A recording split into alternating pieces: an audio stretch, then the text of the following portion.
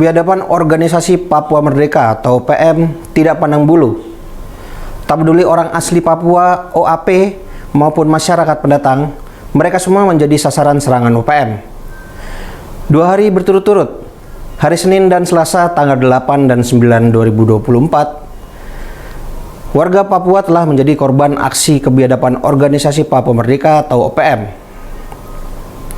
Aksi OPM kali ini telah menambah data kejahatan pada daftar rentetan aksi kriminal yang mengganggu keamanan di bumi Papua, terkhusus yang menyebabkan korban di pihak masyarakat, baik orang asli Papua maupun masyarakat pendatang.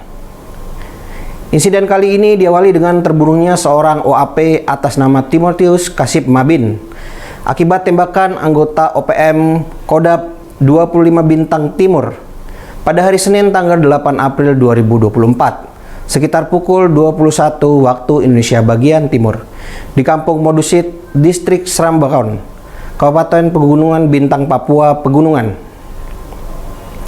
Timotius Kasip Mabin merupakan anggota Satpol PP Kabupaten Pegunungan Bintang dan merupakan anak kepala suku dari Marcel Kasil Mabin.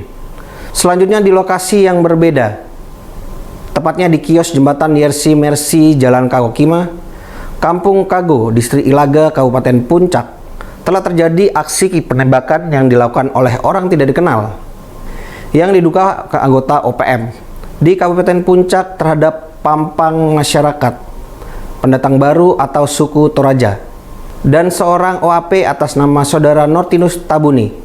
Akibat aksi penembakan tersebut, Pampang mengalami luka tembak pada kepala bagian kanan dan saat ini dalam kondisi kritis. Sedangkan Nortinus Tabuni mengalami luka tembak akibat rekoset munisi pada bagian pinggang sebelah kiri dan dalam kondisi sadar. Hingga kini, posisi kedua korban tembakan masih dalam penanganan medis pihak RSUD Ilaga. 3 putra dan 3 cucu dari pemimpin Hamas, Ismail Haniyeh, dikabarkan tewas dalam serangan udara yang dilakukan pasukan Israel. Diketahui serangan itu dilakukan tepat di Hari Raya Idul Fitri pada Rabu 10 April 2024. Tentara Israel alias IDF pun membenarkan kabar tewasnya 3 putra pemimpin Hamas tersebut. Dikutip dari Tribun News, IDF mengkonfirmasi bahwa pesawat IAF merekalah yang menewaskan anak cucu Haniyeh. Pernyataan itu disampaikan Israel lewat unggahan di X. IDF dan ISA, Badan Keamanan Israel, melenyapkan 3 operasi sayap militer di Hamas di jalur Gaza Tengah. Sebelumnya, pada hari Rabu, atas arahan intelijen IDF dan ISA, pesawat IAF menyerang 3 operasi militer Hamas yang melakukan aktivitas di perlawanan di Gaza Tengah. 3 agen yang diserang adalah Amir Haniyeh, seorang komandan sel di sayap militer Hamas, Muhammad Haniyeh, seorang agen militer di organisasi teroris Hamas, dan Hazem Haniyeh, juga seorang agen militer di organisasi teror Hamas. IDF mengkonfirmasi bahwa ketiga agen tersebut adalah putra Ismail Haniyeh, ketua Biro Politik Hamas. Diketahui, serangan IDF itu menghancurkan mobil yang ditumpangi oleh Amir Haniyeh, Muhammad Haniyeh, Hazem Haniyeh, serta cucu-cucu pemimpin Hamas tersebut. Insiden itu terjadi di Camp Al-Shati, di pantai sebelah barat kota Gaza. Dikabarkan, anggota keluarga Haniyeh itu sedang dalam perjalanan untuk mengunjungi saudara mereka dan merayakan Idul Fitri. Kabar pilu itu pun sampai ke telinga Ismail Haniyeh saat dirinya mengunjungi warga Gaza yang dirawat di Doha, Qatar. Meski begitu, meski mendapati anggota keluarganya tewas terbunuh, Haniyeh justru bersyukur. Ia bersyukur atas kehormatan yang dianugerahkan Tuhan melalui kemartiran anak dan cucunya.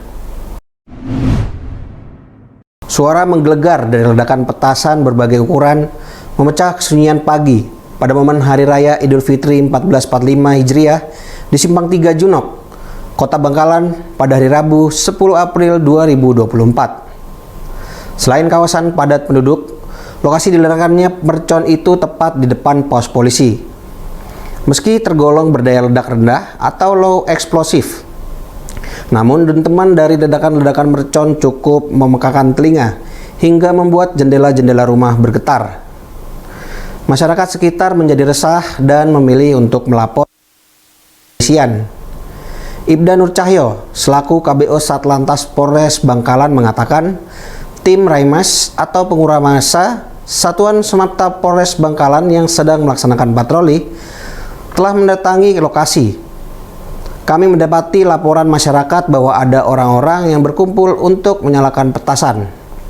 Di lokasi kejadian ledakan mercon, polisi mendapati puing-puing kertas berserakan di Simpang 3 Junok.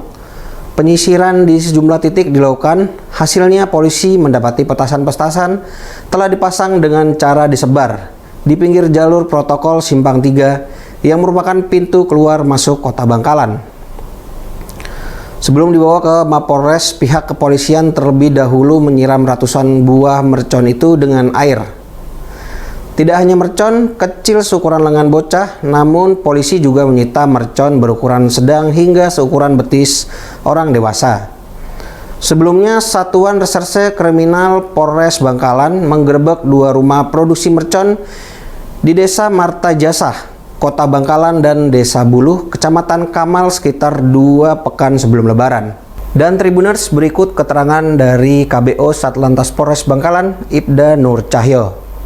Tadi sekitar 1 jam yang lalu, tim Urai bersama tim Raimas Samapta Polres Bangkalan melaksanakan patroli karena mendapati laporan dari masyarakat bahwa di pertigaan Junok ada orang-orang berkumpul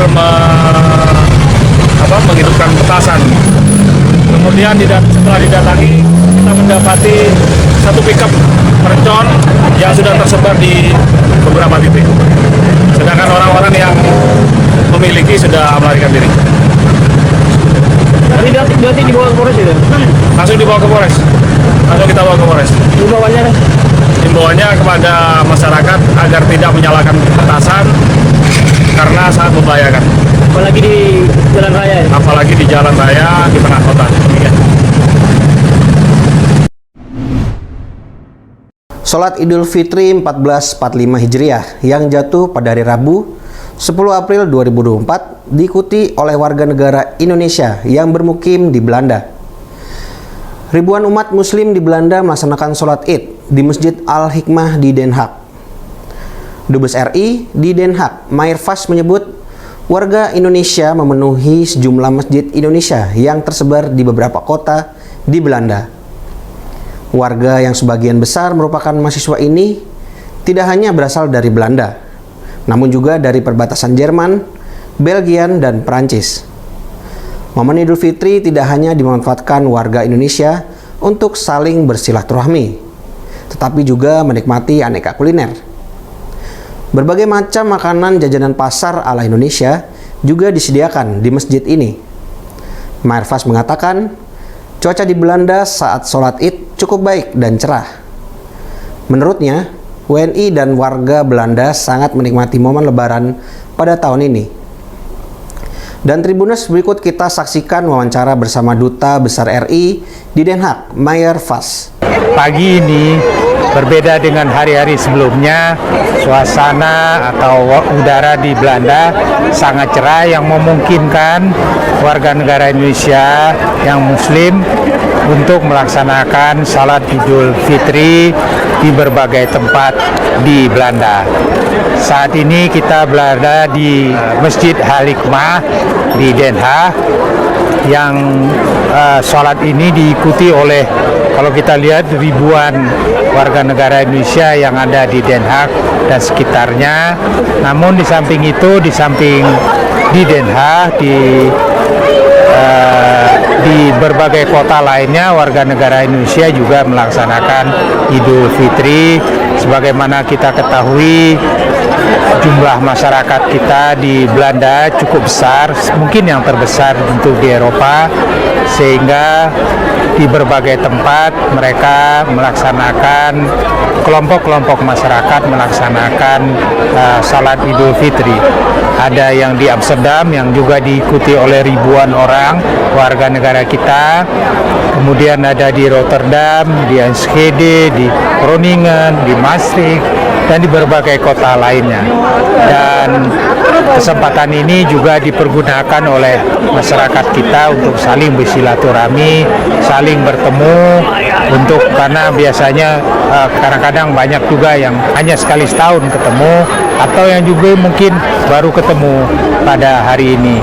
Dan yang lebih penting lagi adalah kesempatan ini juga dipergunakan oleh masyarakat kita yang mungkin tidak ada keluarga yang bisa sama-sama melaksanakan Idul Fitri untuk sama-sama kita merayakan pada saat ini. Dan alhamdulillah sekali, suasana sangat baik, cerah, semua orang senang, dan Patan ini sangat dinikmati sekali oleh warga negara Indonesia yang berada di Den Haag khususnya, dan juga di Belanda pada umumnya.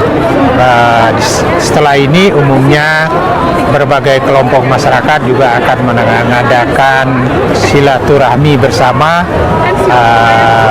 Setelah ini biasanya mereka akan berkumpul baik itu dengan teman-teman, dengan keluarga di berbagai kota di Belanda.